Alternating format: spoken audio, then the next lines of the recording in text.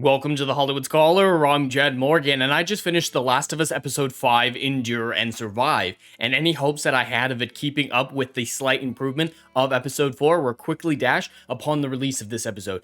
It fell prey to a lot of the previous criticisms of this series overall. Most importantly, the bloat of this episode is astronomical. Specifically, the first 15 minutes are completely irrelevant and do not change anything about the story. The backstory for some of these characters that we're recently introduced to changes nothing. We get no new additional information, and it is completely and utterly worthless, just like a lot of this series. You could fit everything we've gotten so far in the first 5 episodes into 2 pretty solidly, maybe 3 45-minute episodes. The bloat is astounding in this whole series. But for this episode specifically, a lot of the concerns that I had coming out of episode 4 that I didn't rate episode 4 on because it was episode 5's job to justify them were not justified in episode 5, and that is a major issue. So a lot of the concerns I held off with judging episode 4 on were not resolved in this one, so episode 4 is worse in retrospect because of that lack of justification. Sometimes they may tell you a justification occasionally for some of the bigger issues,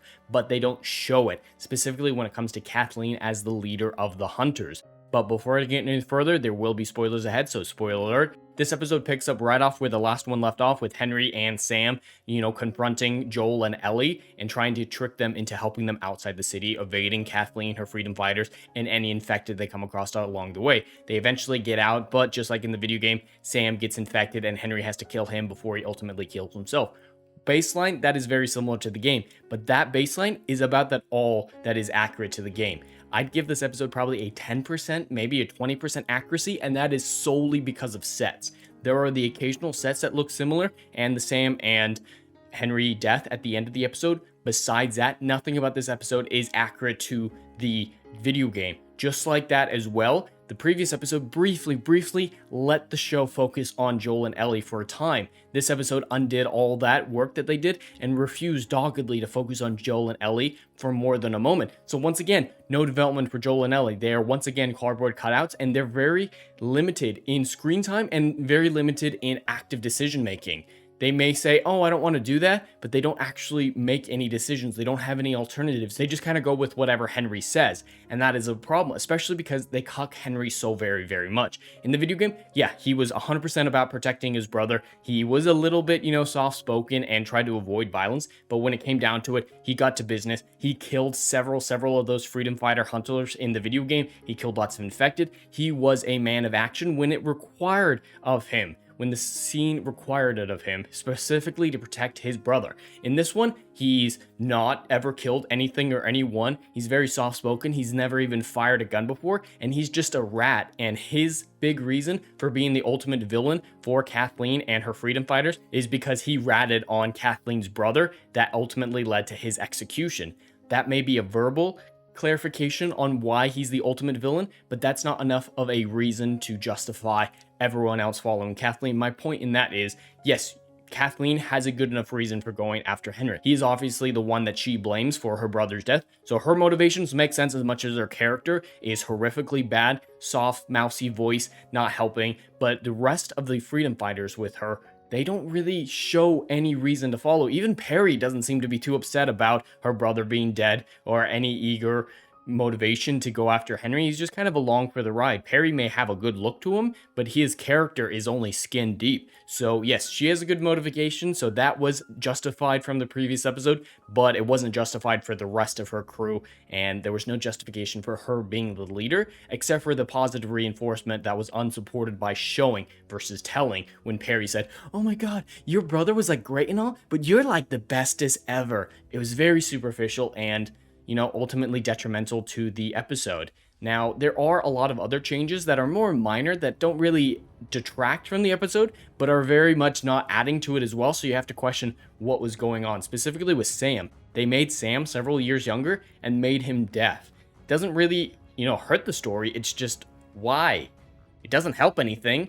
And the only reason that I can possibly think of, and a lot of people have also mentioned, is the fact that they wanted some disability representation, so they made this change to Sam specifically for that reason. And if that is the case behind the motivations to change Sam's character, that is a problem. Now, Otherwise, from a writing perspective, it doesn't necessarily change anything or damage things, but that motivation is a problem, and a problem that we've seen in some of these other episodes, specifically with the whole gay spin-off that ultimately affects the series not whatsoever. Now, one of the bigger coincidences that I talked about in the previous episode was the fact that Sam and Henry just happened to find exactly where Joel and Ellie were. That was justified, but it created a new coincidence and contrivance that wasn't justified. So as soon as they crashed into the town in the previous episode, Joel and Ellie, Sam and Henry were watching them crash. And so after that, they followed them to this tower, this big building that they were at, and snuck upon them while they were sneaking. And then they justified why they were doing it, because they need Joel's muscle.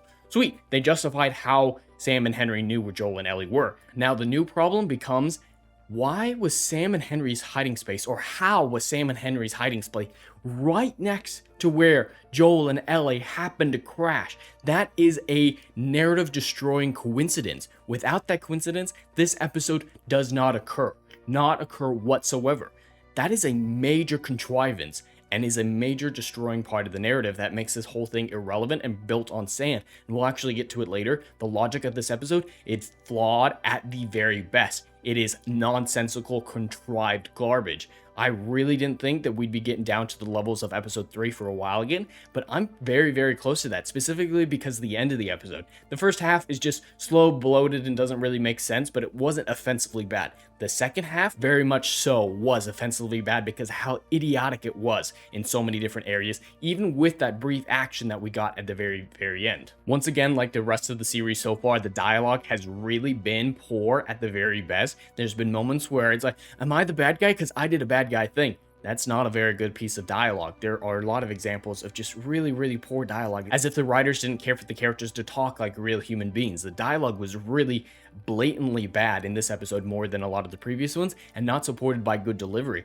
I can't think of a single good actor that I liked in this one. Perry, not a good actor in this episode at least. Kathleen, definitely not a good actress. Henry, I mean, he acts like his little squirrely self as much as the director seems to want, but delivered the dialogue really, really poorly, so it doesn't, come across well. And Sam, he doesn't speak, so he can't deliver dialogue poorly. And Joel is once again just a cardboard box again. We got a little characterization in the last episode, but oh my god, we can't do that for too much. We can't develop our main characters too much. Quick, make him cardboard box again. And once again, he's just a blank piece of wood. That's all that Joel is in this entire series, and it's really getting old at this point. And Ellie is still just obnoxious. That is her, one character trait that's been established so far. But moving on past that, they doggedly refuse to include the infected for the majority of this episode. According to Henry, Fedra had driven the infected into the tunnels beneath the city and trapped them in there a long time ago. That isn't game accurate whatsoever. A lot of these scenes that are accurately taken from the game, or locations taken from the game, are filled with infected. But it just seems to be have them removed just so that they can show up at the one scene at the very end and avoid as much action previous to that as possible. It's a little distracting when you go through a bunch of tunnels that supposedly are filled with infected when there's no infected, and then a bunch of infected come out of these tunnels later on in the episode. It's really contrived. That is a big thing about this episode, is a lot of contrivances, a lack of justification, and more telling than showing. A lot of and then storytelling rather than because therefore. This episode is very, very broken from a logistical standpoint as much as anything else, driven by weird motivations. For example, whatever motivation it was to cut the infected out of the entirety of the episode up until the very end. It's very, very odd. Now, there are a few minor things about this episode that I noticed that are a little bit more nitpicky, such as Sam and Henry, when they first initially step onto Joel's sound trap around their bed, they stop and they're like, oh, it's making noise. All right, remember what I told you. And then he motions to the side of the room, and it's like, okay, he's gonna try to stick to the sides of the room to avoid the glass. Great idea. It's gonna work. And then they just go down the middle and ignore the glass sound that is absolutely going on under their feet. They show a close-up of them stepping on glass. They just cut out the sound effect of the glass. It was ridiculous to watch. And then another more minor thing, when Joel and the others are getting shot at by the sniper initially, he holsters his gun right before sitting up a little bit, turning around and unholstering his gun. It was completely nonsensical and without point. And another example of this kind of, more nitpicky side of things. If these were the only issues, this episode would be fine, but still worth mentioning here. For example, Henry is constantly trying to involve Sam in the conversation whenever there is absolutely zero need for him to be involved in the conversation. He's off doing his own thing. He's off drawing. Henry's giving a battle plan to Joel and Ellie, and suddenly he stops the whole conversation. He's like, yo, hey, Where are we going? What's the plan? And then you have to wait for 20 seconds for him to write out one word that's tunnels. And it's like, yep, that's what we're doing. We're doing tunnels. And it's like, you could have just said there are tunnels in 2 seconds versus this 30-second side quest. It feels like just to have your brother involved in the conversation, and it doesn't look like he wants to be involved in the conversation. He's off in the corner doing his own thing. It is just driving up that bloat factor to another further degree. It is not necessary to involve him in every single conversation you have, Henry. For example, like, hey, how old is Sam? Clearly asking Henry, but Henry goes, hey, how old are you? They sign back and forth for a minute, and then he's like, 8. Just say 8.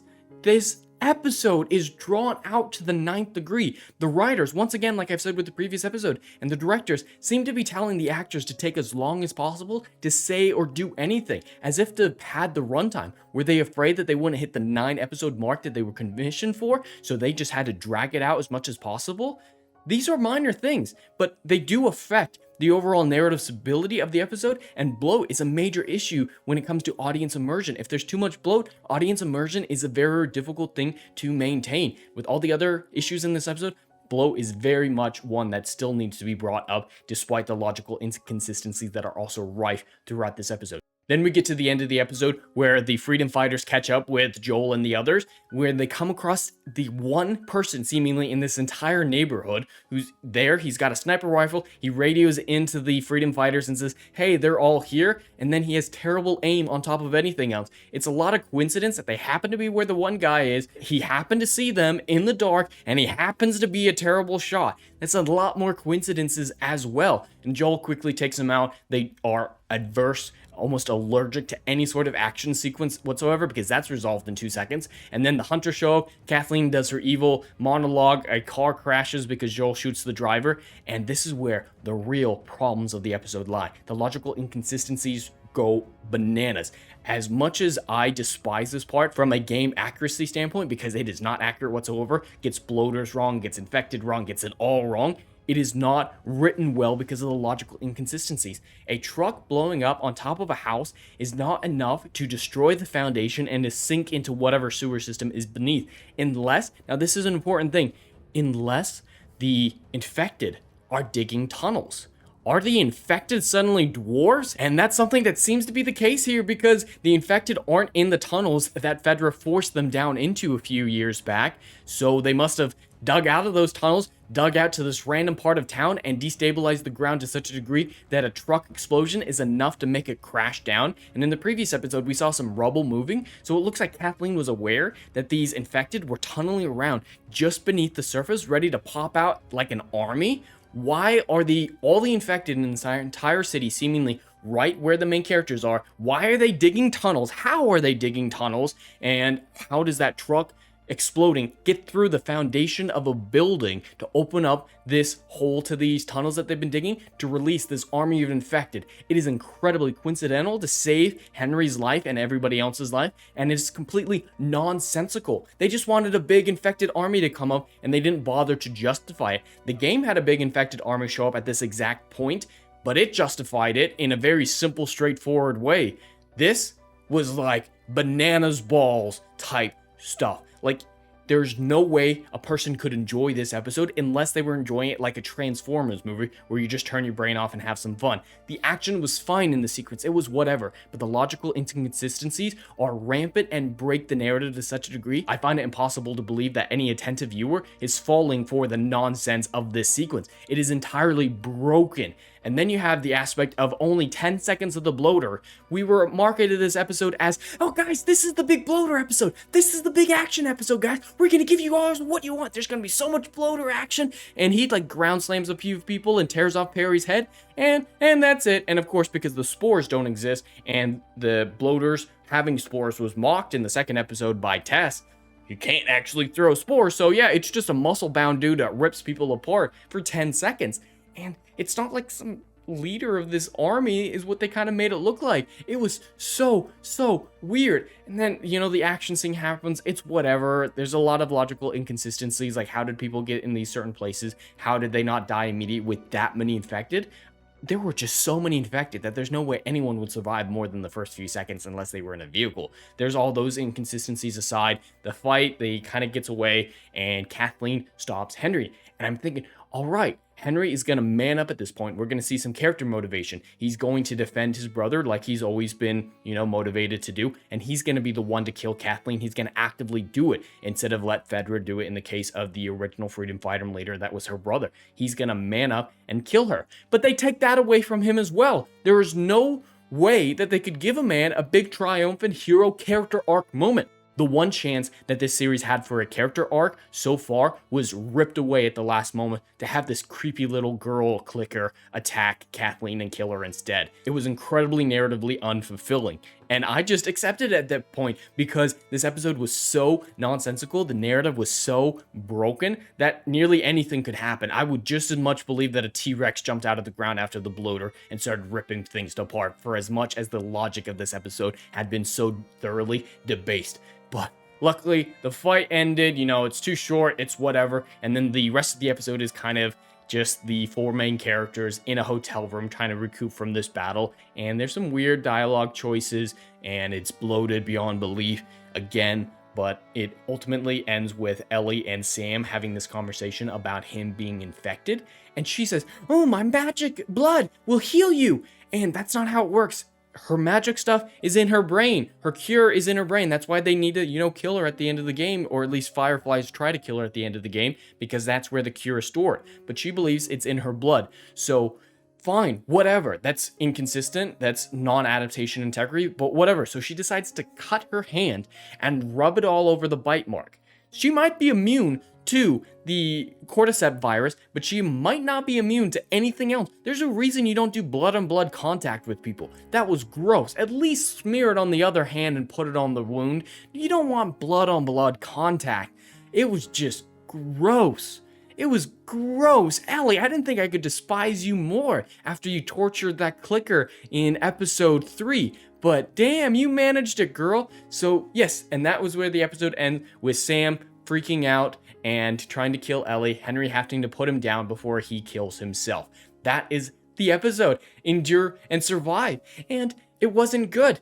It wasn't as offensive as some of the previous episodes from a game adaptation standpoint, not quite to the same degree, but it was more broken, I believe, than any of the previous episodes from a writing standpoint, from a narrative standpoint, a dialogue standpoint, and a character standpoint. There was no character development. We learned nothing in that 15-minute intro about Henry, Sam, or Kathleen that we didn't already previously know. It was more just bloating of the runtime.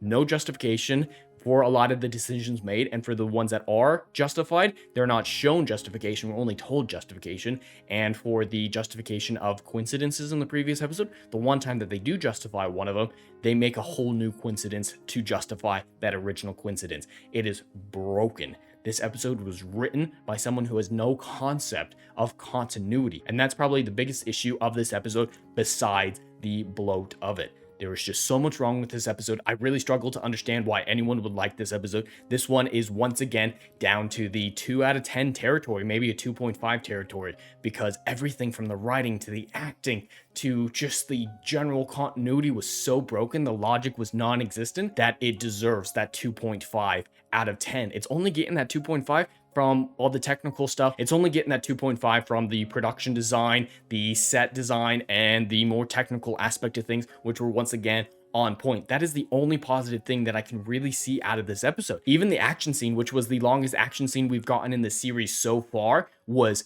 incredibly short and full of logical inconsistencies to the point where it cannot stand on its own. It may look flashy, but there's no substance to it. So far, The Last of Us is full of superficially flashy things, but absolutely zero substance. And this episode, Endure and Survive, is a perfect example of that lack of substance that has perpetuated through this series so far. I'd give this episode a 2.5 out of 10. But anyway, that's all I have for today. I'd love to hear your thoughts in the comments below. Please like and subscribe, and I'll see you in the next video. Anon.